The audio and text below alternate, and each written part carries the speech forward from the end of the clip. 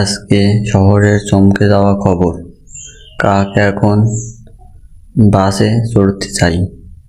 ঠিকই শুনছেন, রাজশাহীর এক ব্যস্ত বাস স্ট্যান্ডে আজ সকাল থেকে একটি কাক বসে আছে।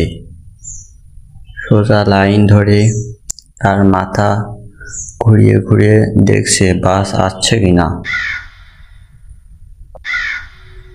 স্থানীয়রা বলছে এই কাক রোজই আসে, সকাল 8টার আগেই এসে বসে। কেউ বলছে সে গুলিস্তান যেতে চাই। বিশেষজ্ঞরা বলছেন এই কাক সম্ভবত মানুষের লাইফস্টাইল বুঝে গেছে আর পরের ধাপে সে ট্রাফিক পুলিশের চাকরি চাইবে।